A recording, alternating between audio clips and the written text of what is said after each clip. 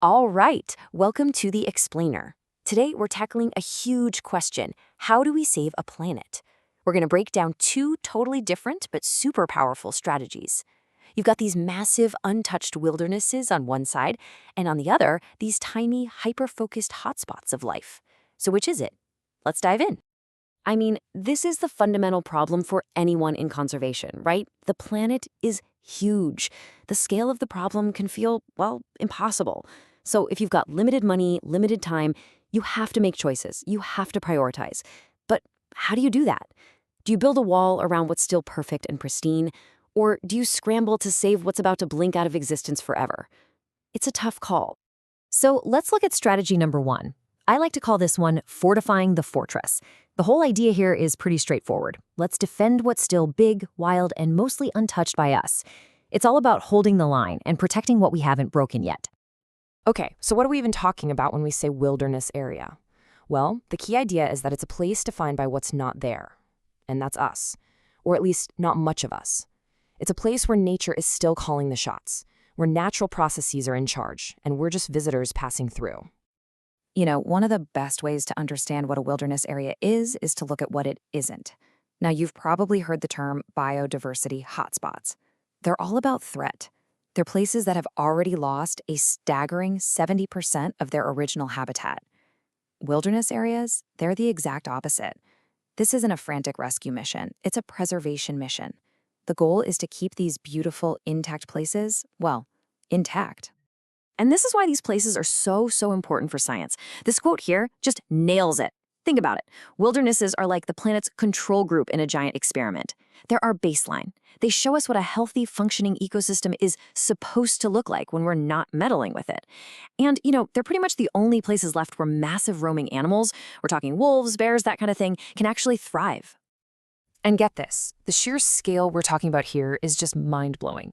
If you just take the big tropical wildernesses, so, the Amazon, the Congo Basin, those alone make up about 6% of all the land on Earth. 6%!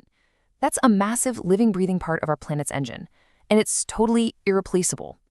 So where are these amazing places on a map? Well, we're talking about three really colossal regions, kind of the crown jewels of wilderness. You've got the Amazonian Arc in South America, the huge Congo Basin in Africa, and the incredibly wild island of New Guinea in the Pacific. I mean, these are truly the great beating hearts of our planet. Okay, but protecting these giant fortresses can't be the whole story, right? I mean, what about all the species that don't live in these huge, empty places? If we only protected the big wildernesses, we'd still lose so many species that are just hanging on in smaller, much more threatened spots. So that means we need a different strategy. Something more targeted, more precise. Let's call it the surgical strike. And that brings us to key biodiversity areas, or KBAs. A KBA is basically a site that is absolutely essential for stopping a species or a whole bunch of species from disappearing forever. See, this isn't about how big a place is. It's about how irreplaceable it is.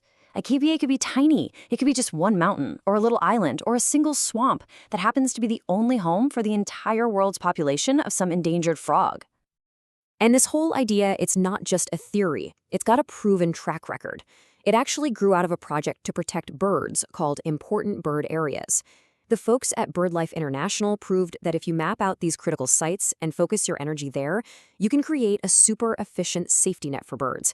It worked so well that the idea was basically expanded to cover, well, everything else. Which naturally leads to the next big question. Okay, great idea, but how in the world do you find these places? You've got thousands of species at risk all over the globe. How do you actually pinpoint these critical little spots? Where do you even begin? Well, scientists have this really smart process called gap analysis. It's actually pretty simple when you break it down into 3 steps. First, they map out where thousands of different species live. Then, step 2, they lay a map of all the existing protected areas, national parks and stuff, right on top of that. And then comes the magic, step 3. They look for the gaps. They find the gap species, the ones that live completely outside of any protected area. And boom, those spots become your highest priorities. All right, so now we have these 2 big strategies on the table, the giant intact wilderness and the tiny critical KBA. And it's really tempting to ask, okay, so which one's better? But that's actually the wrong way to think about it. The real takeaway here is that they aren't competing ideas. They're two totally essential parts of the same toolkit. And I think this next analogy just makes it all click into place. Think of the Earth like a patient in a hospital. Protecting those big wilderness areas, that's like making sure the patient has a strong heart and healthy lungs. It's the core system that keeps the whole body running. But protecting key biodiversity areas, that's like a surgeon knowing exactly where the critical arteries and pressure points are so they can make a precise, life-saving move when things get bad. And this table just lays it all out, side by side. You've got wilderness on the macro scale, all about keeping the whole system healthy. Then you have KBAs on the micro scale, focused on stopping extinctions right now. One is about preserving that healthy baseline we talked about. The other is the emergency room surgery. And just like with a real patient, you absolutely positively need both to succeed. So at the end of the day, there's no single silver bullet for conservation. You need both a giant shield to defend what's still strong and a precision scalpel to save what's incredibly vulnerable. We have the tools. We know how to use them. So that really just leaves us with one big, urgent question. Are we actually going to use them wisely? And are we going to use them fast enough?